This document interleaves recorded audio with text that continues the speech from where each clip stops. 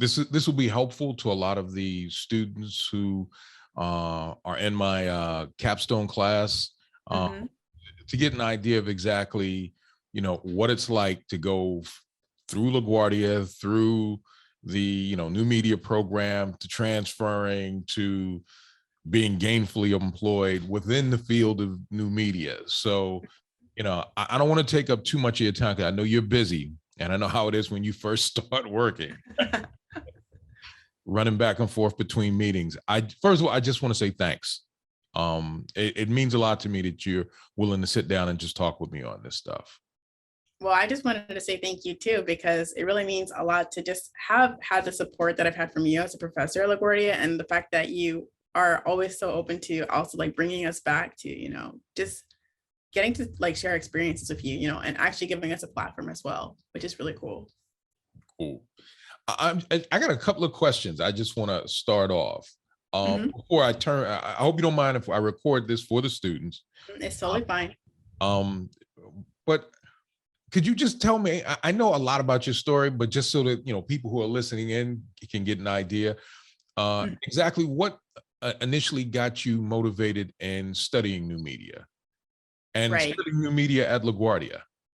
Right. So it's a pretty long story, but I will tell you that for me, before going to LaGuardia Community College, I was in high school and I had graduated pretty early, actual whole year earlier than I intended to. And for me, I had always been interested in the arts and designs area in life, but I didn't really know if I could actually make a career out of it or get a successful role in that particular area, because I'm the child of immigrants and they always say that, you need an education and the only options are like really medical. I didn't even know like back then that I was going to go to LaGuardia Community College. What really happened was I graduated high school early.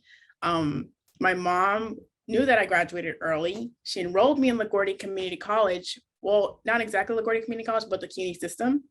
And then from there, she gave me the option to choose which school I wanted to go to. So I will tell you, I chose LaGuardia Community College because I wasn't really sure yet how I could break free and go towards the path that I wanted to, because she was really advocating for one of the other programs at LaGuardia Community College, which is occupational therapy assistant, which I actually tried to study for about a year, I think, but that wasn't working for me.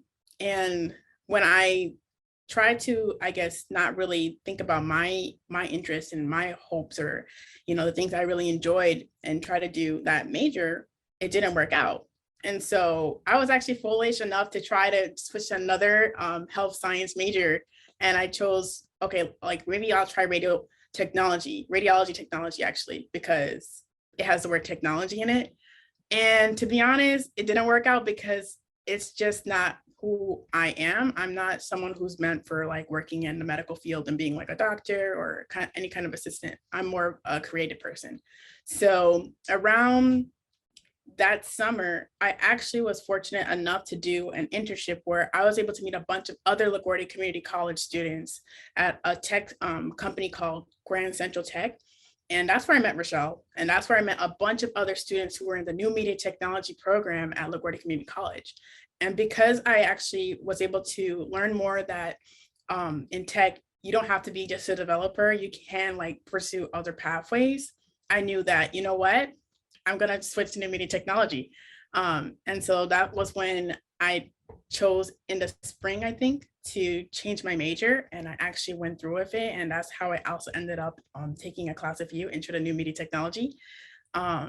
And that's how I really started my journey, actually taking the foot forward to trust myself and actually trust my interests. And the fact that I also met people at LaGuardia who were also able to share more about the program with me and like actually make me feel like, you know what, I'm going in the right direction. If that answered your question.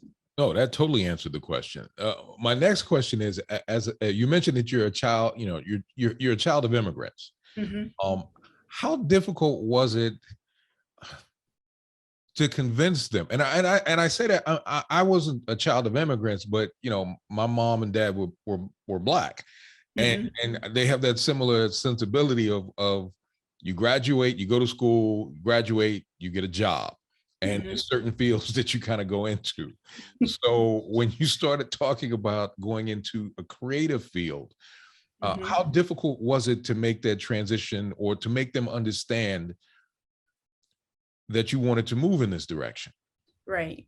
So I will say doing that internship that I did in the Grand Central Technology actual section really helped me a lot, because when I did that internship, there was one week where I was able to go to Google's New York City headquarters, and I did take a week-long class on actually building websites using Python. And when I was able to communicate, like, hey, I was able to go to Google because I'm in this particular internship right now, and there's a future for me to work in tech and not have to be like an occupational therapy assistant or a radiology technology assistant or any kind of medical whatever. That was when they started listening and they understood, okay, you know what, you want to do that? Well, I see you were able to get to Google. So okay, if you can just be successful and like be able to take care of yourself, that's what we care about. So you went through LaGuardia. Um, Mhm.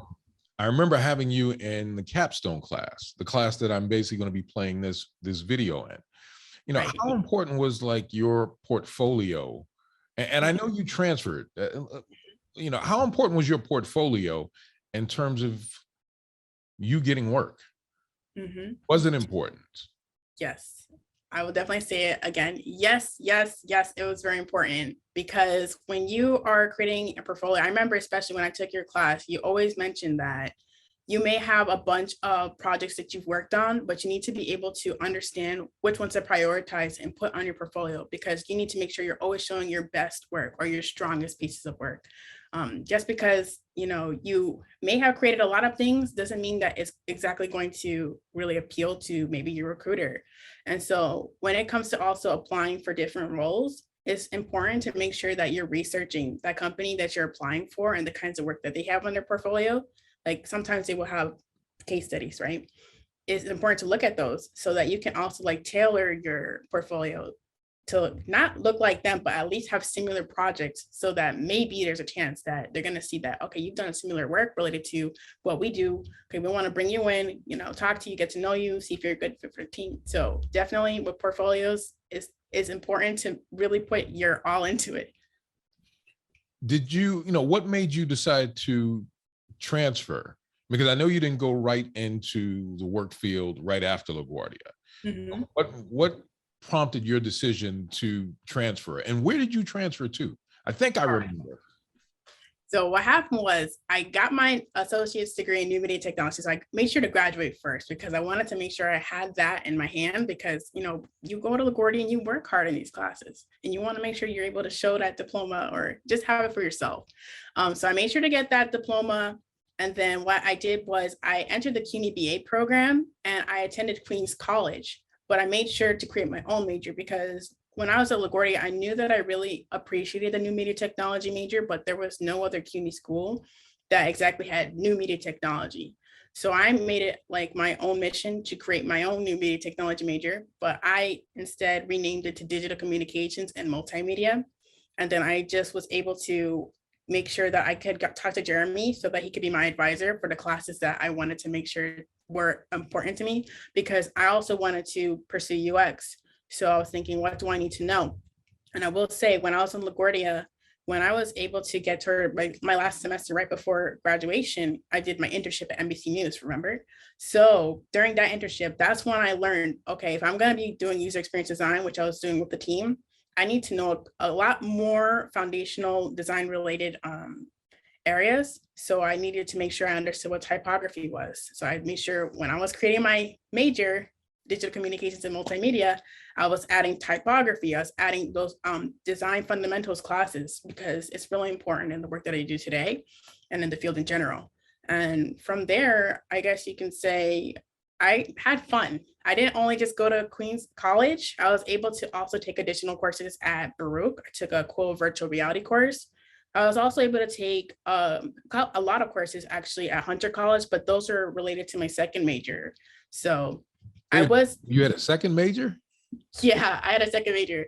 So as you know, I enjoyed studying Japanese at LaGuardia Community College, but the caveat to studying, one major is you can't have a second major because it's a community college. So it makes sense. You want to make sure you graduate within a good time period. So I decided to really take that interest, and I really enjoyed taking those classes, and make my own major. So my second major was Japanese language and culture. And so I took like almost all of the courses at Hunter College, and I was able to even get my certificate in my Japanese language proficiency. I actually took the exam and I got my certification in the N4 level. And it was just amazing that CUNY BA really afforded me these opportunities to really continue to actually pursue my passions. So would you recommend the CUNY BA program? Because I've had some students who've loved it, some students who've had issues with it because of the, I want to say the fact that you may take courses at multiple institutions. How did you find it? And what would you recommend for students who are looking at that? So I will say it definitely depends on the person because everybody's experience is different. So when I was taking my classes as a CUNY BA student, it's important to remember that because you're a CUNY BA student, you're not exactly a top priority in the schools that you're attending, even though that is like your home university. So for example, Queens College has a design major. It's a whole design program, and that's awesome. However, there was a time where I was trying to apply to take a class for one of the following semesters, and I reached out to a person who was like in the office of like student relations and that kind of stuff. And they told me that because these classes are like for design majors, they took first priority and then I would have to take whatever was left. So I was a little bit disheartened when I heard that because I was thinking like, but I pay the same tuition, I'm here to learn as well.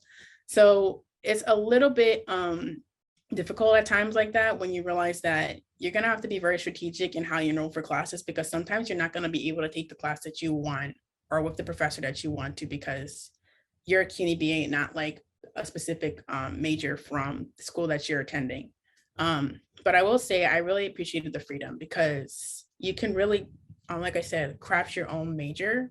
You don't have to do all the structured classes that a particular major that exists already within the school you attend has to offer for you. You can really like build yourself and build your skills out, right? So like I said, I was able to go to Baruch for a semester, take that virtual reality class. A lot of my friends that I met when I was at Hunter College, I was studying Japanese with, understood I was going between Queens College and Hunter College. And I remember that I had a couple of friends that wanted to, for example, get an e-permit and they couldn't because they weren't a CUNY BA student. So I will say like, sometimes it really is awesome to be a CUNY BA student because you will get that access to go to that other campus. So, I mean, there's like, the parts that you love about it and the parts that you hate about it, but you just got to choose your battles, right? So, I mean, if you feel like, as a student, the best thing for you is just to go straight to another school and just enroll in their program, sure, like go at it. Because at the same time, it's also important to remember, because I think like when you're a student, you kind of forget this, that just because you weren't able to study in school doesn't mean that you're not able to study outside of school. So that's also something important to remember, I think, too. So what made you choose Queens as your home college when you transferred into the CUNY BA program? So I will tell you that I was open to the other campuses as well. But I will say, I guess it had to do with two things, actually. One, there's the design program, and it was closer to my home, actually, because I live in Queens, actually at the border, but I live in Queens. And two, that was the school that accepted me first. So I wanted to make sure that I secured my spot. That's really important. And when I was able to go into the design program, like I said, it's really amazing how they have different professors and different, I guess, areas with different professionalities, professional experiences in different areas. So I was able to take like an advertising design class in my very last semester. And I will say that class really, really pushed me to my limits, because there's different deadlines that I had to meet for different projects and different ways I had to approach designing for different kinds of situations. But I will say that I think that class, for example, helped me to get to where I am today, because when I was applying for my jobs in the job searching or job hunting process, I was told that my portfolio was very strong. And at the time, when I was in college, I only had advertising design, but of course, during the pandemic, I also built up my UX projects, but I had both. And my current company is a technology consulting company. So there's a lot of this kind of hard deadlines you have to meet within like 2 or 3 weeks, right? Or advertising you have to think about, you know? So I will say that I don't think I could have taken that advertising design class anywhere else. And with the professor that I had, she was really great. And I appreciate everything that she taught me. So I'm glad that I was able to go to that school and meet the professors that I did and take the courses that I did to really grow my skill sets in these different areas.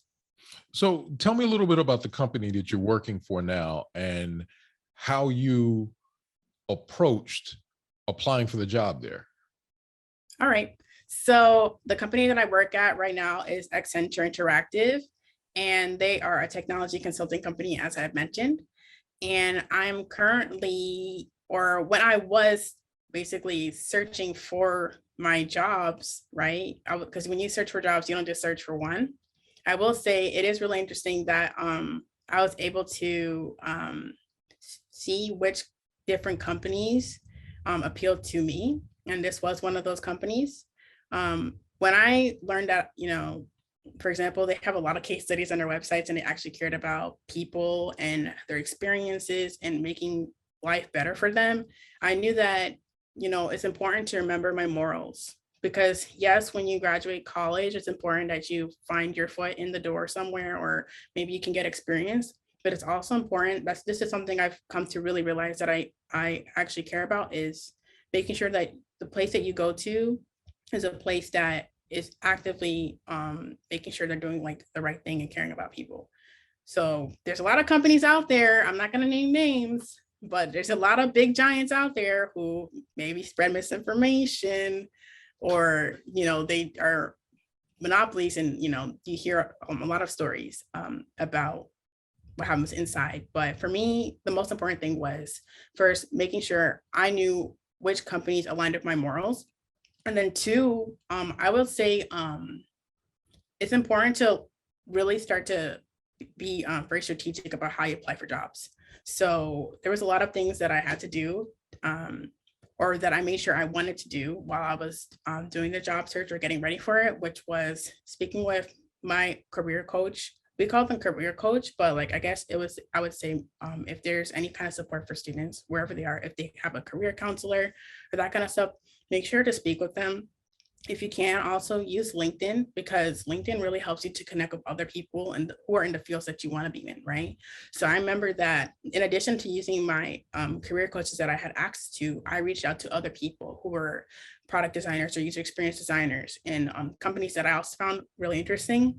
And I spent time to definitely, one, do a lot of informational interviews with them, because you learn so much about the work life that a lot of people in the field actually experience, how day-to-day looks like, what kind of skills are important, what to remember about business, because when you're working in my field, at least, you also have to remember that you're not just designing for people and their experiences, but you're also designing for your business needs. Then it also came down to just networking. And I also use LinkedIn and my career coaches to really go over my resume many times. Like, I feel like during this pandemic, especially, I've revised my resume like 8 to 10 times. I'm not even kidding.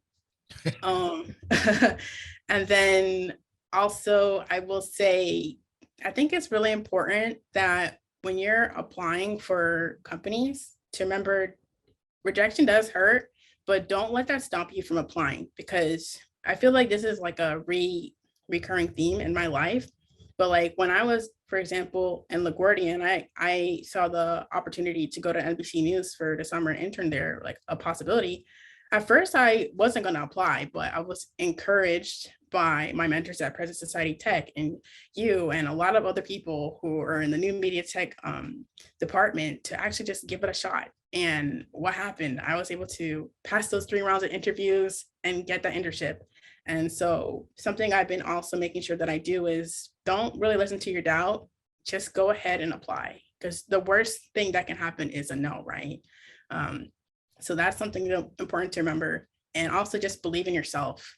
I will not lie, like especially when I was applying for jobs and I got to my interview rounds with my company, I would play, I made a playlist and I would play a lot of hype music or songs that I felt like gave me energy.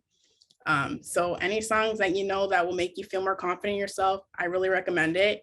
And I guess the last thing I will definitely say too, or the last two things is it's important to practice, like maybe it's presenting your work or like actually doing your pitch, like your elevator pitch, like how can you really communicate who you are and what you're capable of, right?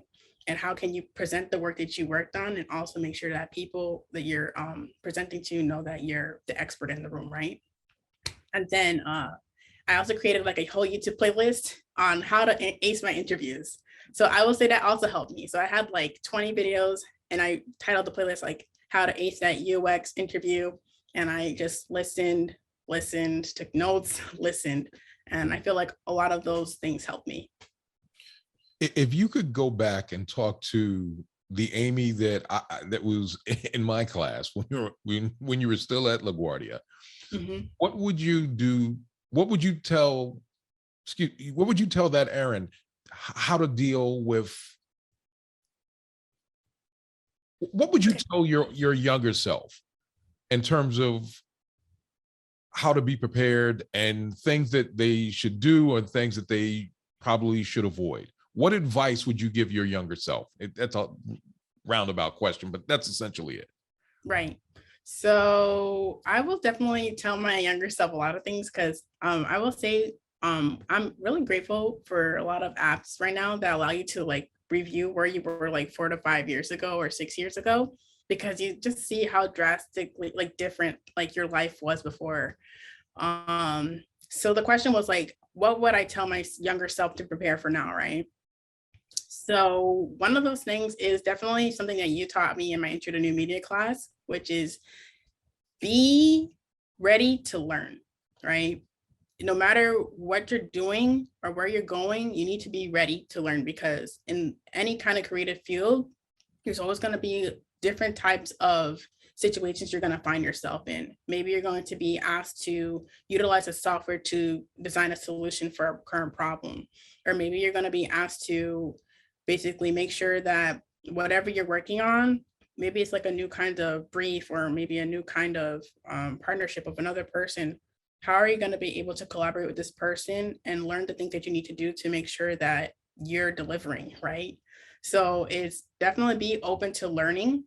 If you make mistakes, it's totally okay. You don't want to just make a mistake and think you're terrible and that's where you stop.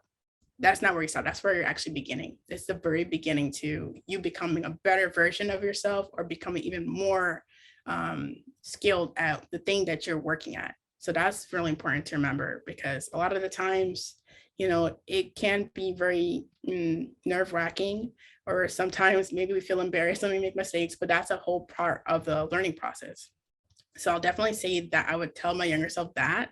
And then the next thing is, well, I would tell myself this during the pandemic too, but it's like, you also deserve great things in this world, right? You also deserve a chance. There are going to be times where you're rejected or one door is going to close, right? But one quote that I would also tell myself a lot during this pandemic goes something like, okay, like that honking just kind of just it's okay.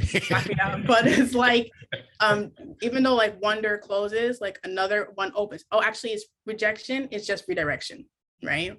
So just because maybe you didn't get that job or that internship, or maybe, you know, maybe your work wasn't featured somewhere, it doesn't mean that, you know, you don't deserve to have your work featured there. But what you can do is study what successful maybe pieces look like, or study the habits or the patterns of the successful people, right? And you don't have to exactly copy them, but you can remix them, right? Make them your own, make them unique to yourself. So I think those are definitely the things I would tell my younger self. That was a great answer. One last question that I have. As a young person of color moving into a tech creative field, how do you deal sometimes with possibly being maybe one of the few people in the room that has your background. How has that been a hindrance? Has that been a help? What would you say to other young people of color who are aspiring to get where you're at? Right. I think that's an important question for sure. It's something that I always think about in the terms of like when you think of people who work at a lot of these tech companies or in like even the creative field, you will see there is a huge disparity when it comes to like the people who are in the room and the people who are not in the room, right? Um, so I will definitely say that as one of the only, I guess some people say one of the only, I always tell myself, you know what? I'm here for a reason, right? And I can only tell myself too that I know I'm not the only one that should be here. There should be more people who look like me or other people of color, right, in this room too, because we are also just as capable of doing the work while also being able to really bring in more different perspectives, right? Because right now I'm doing a lot of collaboration work and I love it when I'm working with my teammates. My teammates are from a lot of different places. I have teammates who's from Mexico. I have teammates who are from Vietnam. And I have a lot of different teammates from different parts of the world, which is really cool. And it's really cool when we're working on a design for maybe a mobile screen and I will show my work and they will show their work. And then we'll be looking at each other's work, reviewing it, talking about what's going well, what's not going well. And then we'll one by one, we'll start thinking about how can we make this better and be sharing that with each other, which is really awesome. And a lot of this collaboration, it comes because we all have different thought processes. We have different experiences. We also just are different. So as one of the only, I think that you have to remember because sometimes because these people are that you're going to be faced with or meet with might not look like you. Don't forget that you deserve to be there just as much as them. And also, if you can join like a employee resource group too, it's really important just in case like you want to share your experiences and you're not sure if you have that safe space to do it. Your employee resource group is there for you too. So I made sure to join my employee resource groups that interested me in the beginning too. And that's pretty much it. But like I said, I want to reiterate, just because you don't see that many people who don't look like you doesn't mean that other people who look like you shouldn't be in the room. They deserve to also be in that room. And I'm hoping as more time continues to I guess evolve or pass, that we are going to be the advocates. Like maybe I will be the next interviewer, right, for another young person of color or a Black person who looks like me and say, I got you. Like, I see you. I'm here to listen to you. You're safe here. And you know what? Just remember, like, you deserve a chance too. I think that's a perfect place to end this. I mean, I could literally talk to you for hours about this. I just want to say, this is not to get all mushy and stuff like that, but I'm very proud of you.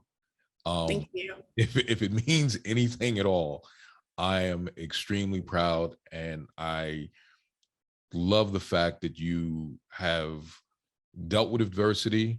I remember when you applied to NYU, I was pissed off you didn't get in. I was ticked off about that because however, the way that you picked yourself up and continued on regardless, I honestly, I am very impressed with you. And I'm very happy for your success. Would it be cool? Do you have an online portfolio that I might be able to share with some of my students if to take a look at some of the work that you're doing or that you've done in the past so that they have an idea of the type of work that they need to aspire towards? Right. So it's funny that you're asking this because I'm currently in the process of redesigning my portfolio. But what I could do is share with you one of my slide decks that I presented during my interview for one of my UX projects. The interviewers that I I was interviewing with really were impressed because the project that I was able to present to them was actually a Japanese language learning app that I worked on as one of my capstone projects over the course of this pandemic. And it's one of my proudest portfolio pieces. So I will say I'm share that slide deck with you, but I would like to really redo my portfolio website. But I could also share my current portfolio, but it's No, still a work in it's fine. progress. It's fine. It's fine. The deck will be great, and I know Okay. I know how it is with redesigning your portfolio and it not being where you want it to just yet, and Mhm. that's fine. The deck I would love to see. Cool. Then I'll definitely send it your way. I just want to say thank you very much, Arin.